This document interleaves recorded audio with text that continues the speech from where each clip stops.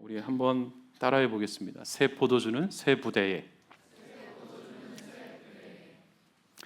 오늘의 설교 제목입니다. 제가 이 본문으로 오랫동안 설교를 많이 들어왔습니다. 그리고 또 말씀을 준비하면서 이 본문으로 다른 분들은 어떻게 설교하셨을까 너무 궁금했고 인터넷에 검색을 해봤어요. 이 제목으로만 수백 편의 설교가 떠오릅니다. 소위 알려진 유명한 목사님들, 그리고 알려지진 않았지만 자기 자리에서 생명의 말씀을 전하고자 자기의 사명을 다 감당하고 있는 진실하고 소박한 모든 목사님들도 이 제목으로 설교를 하셨어요. 어떤 내용일까? 제가 다 들어보진 못했습니다. 그런데 대부분 똑같은 이야기를 하시는 것 같았어요. 보통 어떤 본문은 이분은 이렇게 얘기했지만 이분의 해석은 정말 탁월하구나, 이분은 또 이렇게 얘기했지만 이렇게 볼 수도 있구나, 점점 확장되고 근육이 붙는 것 같은 본문이 있는 반면 누가 하든지 간에 언변의 화려함의 차이는 있고 딜리버리의 차이는 있지만 똑같은 메시지를 담고 있는 본문이 있었습니다. 제가 어제 다 들어보진 못했지만 대부분의 많은 분들이 이 본문으로 거의 맥락이 비슷하고 결이 비슷한 설교를 하는 걸 보면서 이런 결론에 다다랐어요.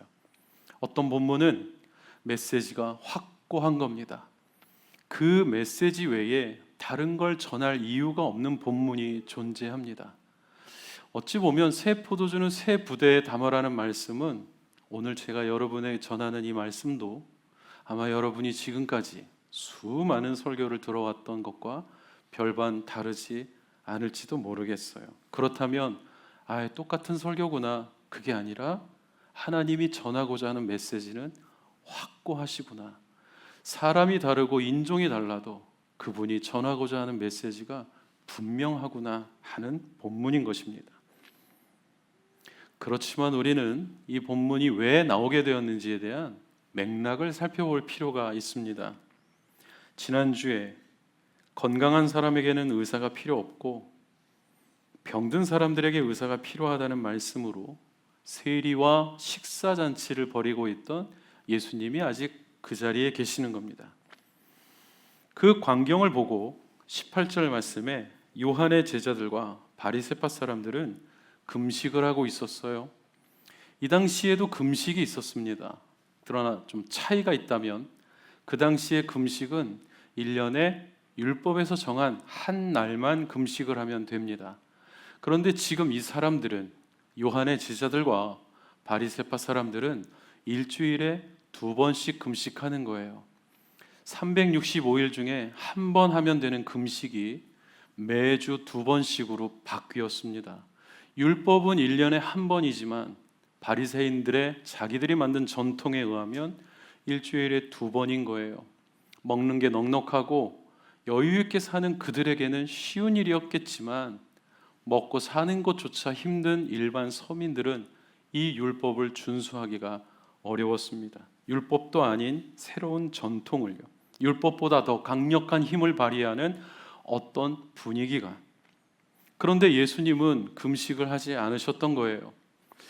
여기에서 이 사람들이 질문을 했어요. 왜 당신네 제자들은 금식하지 않느냐? 여러분, 성경에는 질문이 있습니다. 제가 우리 교회 부임한 뒤로 매우 많이 강조해 오던 부분이죠. 성경은 질문과 답의 책이라고요. 질문이 없었다면 성경은 무척 얇아졌을 겁니다. 성경에는 무수한 질문이 있습니다. 그런데 그 질문은 또 종류가 있죠. 간절한 질문과 생명을 걸고 알길 원하는 질문과 불편한 질문과 무슨 말인지도 모르는 질문, 여러 종류가 있습니다. 여러분에게는 질문이 있으신가요? 성경을 읽다가 질문이 생깁니까? 그 질문은 간절한 질문입니까? 아니면 불편한 질문입니까? 신앙생활하면서 여러 질문이 있었습니까? 여러분의 그 질문은 생명을 찾기를 소망하는 간절한 질문입니까?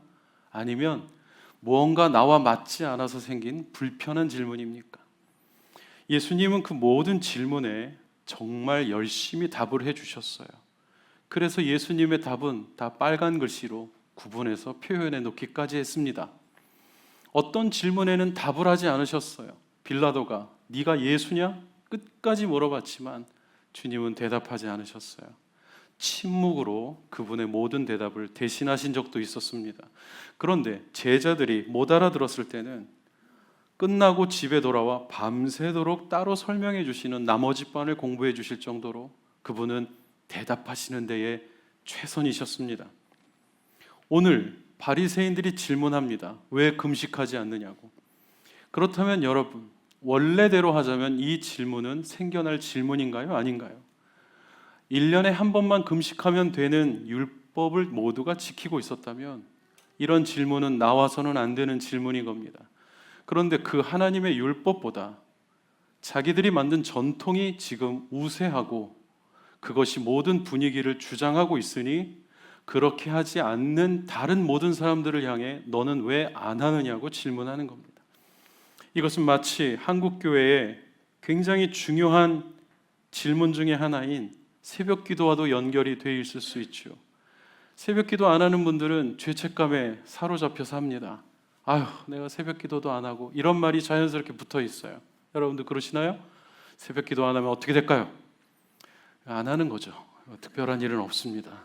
그런데 새벽에 기도할 수 있고 정오에 기도할 수 있고 저녁에 기도하는데 새벽 기도하는 게 더 우대한 사회, 그게 더 위대한 세상이 되었어요.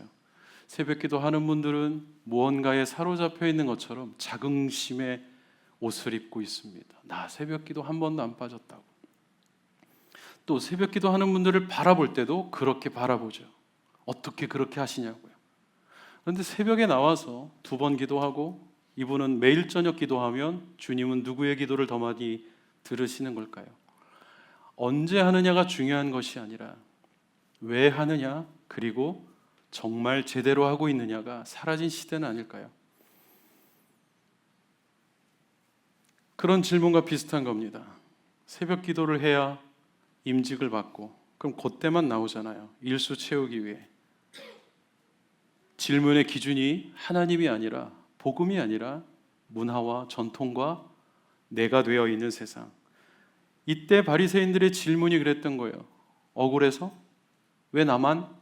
이런 마음이 있었을지 모르겠어요. 나는 일주일에 2번씩 금식하는데 니넨 왜 안 해? 너넨 왜 먹어? 라고 물어보는 거예요. 질문의 기준이 간절한 질문인가?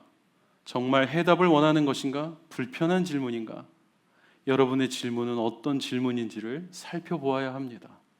나는 지금 이걸 왜 질문하고 있는가? 나는 불편해서인가? 간절해서인가? 나는 정말 답을 주님께로부터 얻기를 원하는 건가? 여러분의 질문을 점검해 보십시오. 성경대학을 할 때마다 질문을 보내주셨어요. 저는 그 질문이 너무 반가웠습니다. 그 질문이 너무 소중했어요. 저로 하여금 또 배우게 하는 시간이었습니다. 저는 거기에서 소망을 봤어요. 정말 하나님을 더 깊이 알기를 원하는구나. 예수님에 대해서 더 많이 알아가기를 원하는구나. 이러한 불편한 질문, 불필요한 질문에 예수님은 어떻게 대답하셨을까요? 성경 사복음서는 예수님이 늘 이런 불필요하고 불편한 질문에 시달리셨다는 것을 보여주며, 또한 우리는 그분의 대답을 통해 우리는 어떻게 대답해야 되는지, 우리는 어떤 대답을 가져야 하는지를 또 보여주시기도 합니다. 예수님은 금식과 정반대의 이야기를 가져오셨어요. 금식과 정반대의 컨셉을 가져오신 겁니다. 19절 말씀에 신랑이 함께 있는데 어떻게 결혼잔치에 온 사람들이 금식할 수 있냐고요.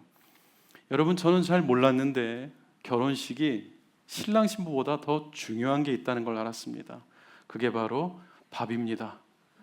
결혼식에 갔다 온 사람들이 평생 그 부부 원망하는데 밥이 맛이 없으면 그 부부를 원망하더라고요.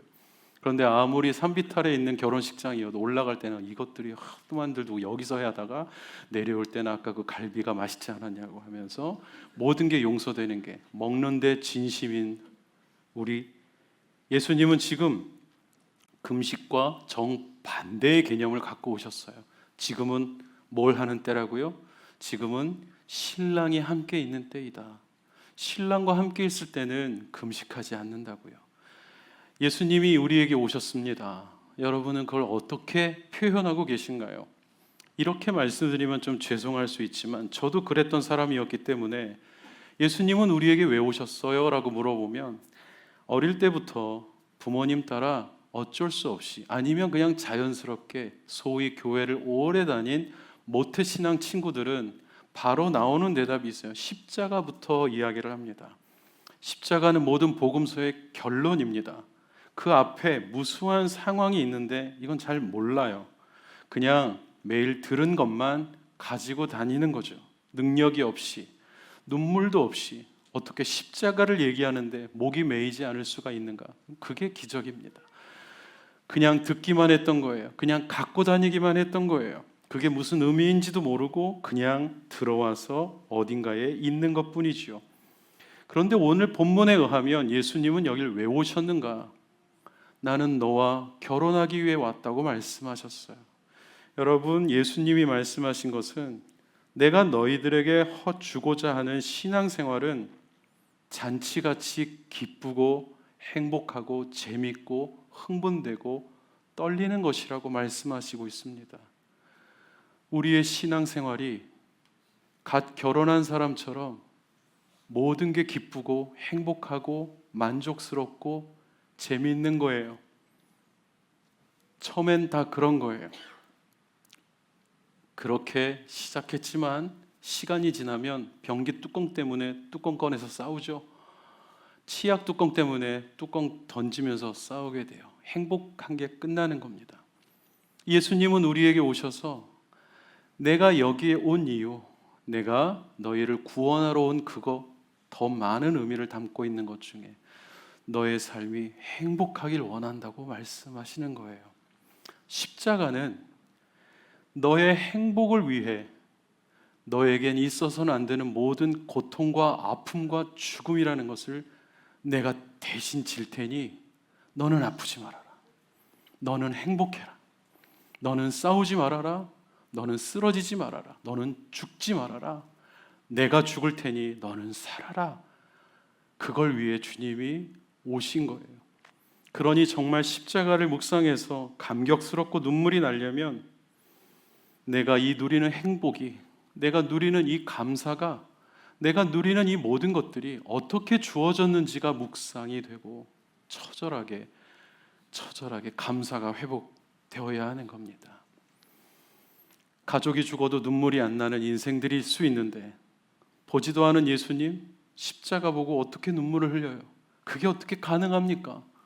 그런데 내가 누리는 이 행복과 감사와 기쁨이 내가 원하지도 않았는데, 내가 구하지도 않았는데 나는 내 맘대로 살았을 뿐이요, 좋지 않은 것, 올바르지 않은 것을 쫓아다니는 죄인이었을 뿐인데 그분이 구해주시고 씻어주시고 새 옷을 입혀주시고 좋은 음식을 먹여주시니 그걸 깨닫는 순간 저를 대신하여 돌아가신 그분은 어떻게 되셨나요? 할 때 십자가 위에서 몽둥이로 얻어 터져 혀를 늘어뜨리고 죽은 것 같은 그런 죽은 개처럼 늘어져 계신 예수님이 보이기 시작할 때 그때 눈물이 나는 거죠.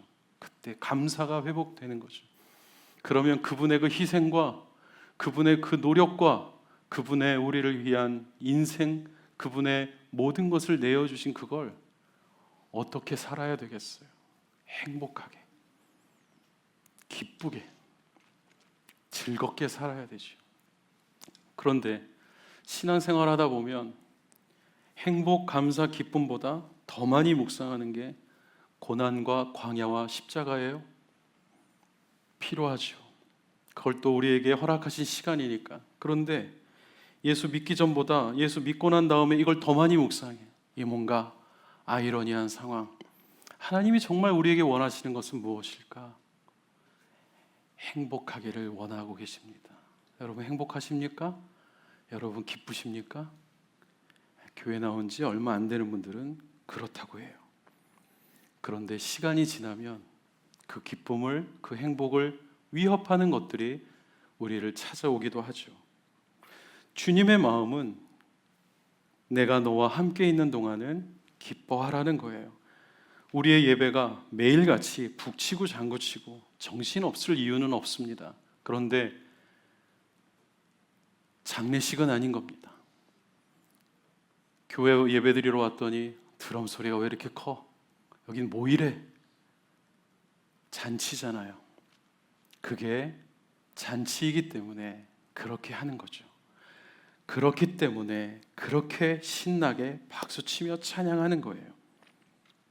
그러나 금식을 해야 되는 날이 있습니다. 그날은 신랑을 빼앗기는 날이죠. 20절 말씀에 신랑을 빼앗길 날이 올 텐데 그날에는 너희가 기뻐하면 안 된다는 거예요. 그러니 우리가 십자가의 은혜를 묵상할 때는 희죽희죽 웃을 수가 없는 거죠. 십자가를 묵상해야 되는 고난주간, 이럴 때는 나를 스스로 돌아보아 한 끼를 금식하거나 정결한 삶을 살거나 스마트폰을 자제하거나 하나님의 이름을 더 깊이 묵상하거나 하는 것으로 주님을 아름답게 기억하게끔 만들어 놓으신 이 사이클이 나와 무관하게 지나가지 않는 것입니다. 그러나 1년 내내 고난주간이 될 필요는 없어요. 그분은 부활하셨고 우리에게 행복하라고 말씀하고 계시기 때문이죠. 기뻐하라고 말씀하시기 때문이에요. 아프지 마라, 죽지 마라, 내가 대신 맞았다, 내가 대신 굶었다, 내가 대신 죽었다, 너는 살아라고 말씀하시는 거예요. 그러면서 예수님이 그 바리새인들에게 이 비유를 하셨습니다. 21절과 22절에 두 가지가 나옵니다. 낡은 옷과 새 천조각, 낡은 가죽 부대와 새 포도주. 낡은 옷에 새 천조각을 하는 세탁소가 어디 있느냐? 낡은 가죽 부대에 새 포도주를 담는 양조장이 어디 있느냐? 왜냐하면 두 개는 만날 수가 없기 때문이다. 그 두 개를 연결하지 말아라. 분리시켜라. 새 것과 낡은 것을 억지로 끼워 맞춰서는 안 된다고 말씀하시는 거예요. 여기서 낡았다 할 때 아유 어디서 저런 낡은 걸 갖고 왔어? 그런 의미의 낡은 게 아닙니다. 여러분 오히려 빈티지 가구는 값이 더 나가잖아요. 그건 낡았다고 말하지 않죠. 여기서의 낡았다는 굳었다입니다. 굳었다. 밥알이 잘못 튕겨져서 벽에 붙어 깜빡 잊고 지나갔더니 돌덩이처럼 딱딱하게 굳었다. 오래됐다. 더 이상 바뀔 수가 없다. 굳어졌기 때문에, 오래됐기 때문에. 그러면 오래된 건 무조건 안 좋습니까? 똑같은 비유이지만 다른 곳에서는 오래된 포도주를 선호하는 연회장이 신랑을 향해 칭찬하는 장면이 나올 정도죠. 예수님 말씀하신 것은 지식의 축척으로 아름다운 사람이 된 것과 고집불통이 된 것과는 혼동해서는 안 된다고 말씀하시는 겁니다. 낡은 가죽 부대, 낡은 옷, 둘 다 어떤 특징이 있나요? 수용성이 없다입니다. 받아들일 여유가 없는 상태라고 말하는 겁니다. 받아들일 수가 없는 겁니다. 변화될 수가 없는 겁니다. 변화를 억지로 적용하다 보면 다 망가진다고 말씀하시는 거죠. 온누리교회 이야기를 전해드릴 수밖에 없을 것 같아요. 하영조 목사님이 교회를 개척하고 난 뒤 85년 10월 첫 주에 온누리교회가 78명으로 시작했습니다. 그 전에는 1년 동안 12가정만 성경 공부를 하고 있었죠.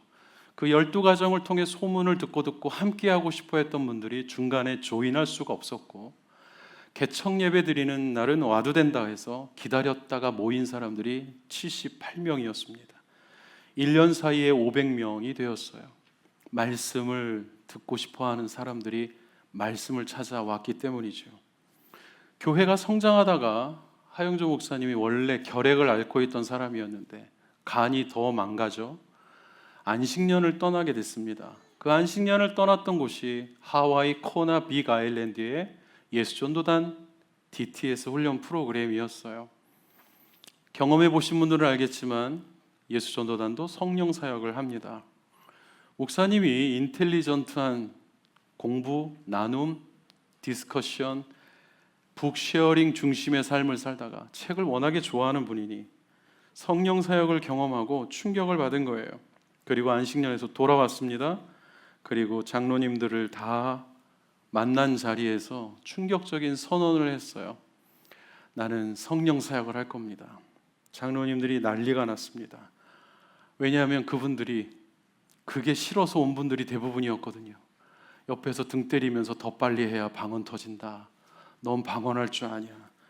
넌 구원받지 못한 것 같아. 이런 거에 너무 힘들어했던 분들이 정말 그러한가 하고 말씀을 배우고 싶어서 왔는데, 아니 목사님이 도대체 안식년에 무슨 일이 있었길래 우리 그럼 순복음 되는 겁니까? 이렇게 물어보셨다는 거예요.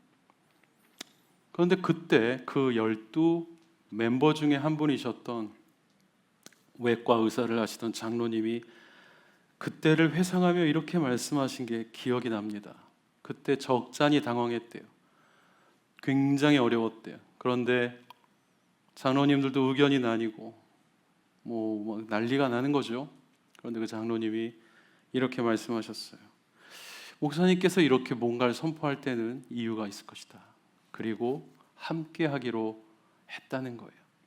그리고 한참 시간이 지나 하 목사님이 저희 교육자들을 모아놓고 했던 수련회에서 이렇게 말씀하신 게 또 기억이 났습니다. 여러분, 내가 다 잘해서 우리 교회가 이렇게 된 줄 아는데 전혀 그렇지 않다. 우리 장로님들이 도와주지 않았다면 나는 오늘 여기까지 오지 못했을 것이다. 우리 장로님들이 동행해 주지 않았다면 우리 교회는 이런 모습을 가질 수 없었을 거라고 모든 공을 목사님의 목회 비전과 철학에 동의해 주고 함께 해 주신 장로님들께 모든 공을 돌렸어요. 저는 두 분의 이야기를 직접 들은 사람의 입장에서 온누리 교회가 무언가 돈이 많고 세계적으로 세상적으로 유능한 사람들이 모여서 잘된 교회인 줄 알았는데 거기에는 연합이 있었구나라는 것을 알게 됐습니다. 반면에 이런 적도 있었어요. 지금 서빙곡 교회 1층이죠. 거기는 로비예요. 지금은 공원하고 문이 열려서 공원과 아예 이렇게 출입이 가능한 형태가 되었지만 예전엔 거기 카페가 있었습니다. 그런데 하영주 목사님이 장로님들께 이걸 제안한 거예요. 우리 여기에다가 맥도날드 들어오게 하자고요. 지금은 웬만한 교회 1층에는 은행도 있고 뭐 카페도 있고 막 이런 세대가 되었지만 그 당시만 하더라도 교회에 맥도날드가 이게 말이 됩니까? 말이 됩니까? 너무 앞서갔던 거죠, 목사님이. 장로님들이 목사님 그건 아닌 것 같습니다. 아무리 좋은 뜻이어도 그건 아닌 것 같다. 결국은 하 목사님이 그걸 받아들이셨어요. 했다면 지금쯤 시대를 앞서간 교회로 또 한 번 족적이 남았겠죠. 그런데 장로님들이 불편해하니까 아직은 문화적으로 소화가 안 되고 수용이 안 된다고 하니까 받아들이셨던 거예요. 저는 거기에서 온누리 교회가 수용과 순종이 균형을 이루는 교회였다는 것을 알게 됐습니다. 비단 온누리 교회만 그런 교회였을까요? 규모와 상관없이 건강한 공동체에는 순종과 수용이 밸런스를 이루고 있다는 것을 우리는 잘 압니다. 리더는 수용해야 되고 함께하는 동역자들은 순종할 때 다툼이 없이 충돌이 없이 아름다운 공동체가 이루어지지 않을까요? 오늘 예수님께서는 그런 이야기를 하신 것 같아요. 수용할 수 없는 것과 수용할 수 있는 것을 억지로 붙이셔서는 안 된다. 순종할 수 없는 것과 순종을 필요한 것들이 억지로 만날 수가 없다. 그러나 새 천조각과 새 포도주는 새로운 곳에 필요하다고요. 그럼 낡은 가죽 부대는 불필요합니까? 거기엔 거기대로 오래된 정말 맛이 좋은 모두가 기뻐할 만한 포도주가 이미 담겨 있어야 되겠죠. 버리라는 이야기가 아니라 잘못 붙이지 말라는 것을 말씀하신 거죠. 낡은 옷은 낡은 옷대로 불필요합니까? 빈티지한 옷들이 얼마나 인기가 있습니까? 잘못 만나게 해서는 안 된다고 말씀하신 것이죠. 저는 오늘 말씀을 준비하면서 저의 어릴 때 기억이 또 떠올려졌지 뭡니까? 몇 번 말씀드렸어요. 전도하러 나갔다가 저희 교회 선생님이 땀 뻘뻘 흘리는 저희를 위해 편의점에서, 아니 슈퍼마켓이죠, 우유를 사줬는데 안식일에 이걸 먹으면 배탈 날까 봐 들고 못 먹는 거예요. 벌벌벌벌 떨고 있는 거예요, 중학생이. 아무것도 모르는 친구들도 그렇게 길들여져 갈 수 있는 곳이 여기라면, 여러분이 나는 신이다에서 받았던 충격은 어쩌면 예상된 것인지도 모르겠습니다. 그러기에 더욱더 우리는 우리를 돌아봅니다.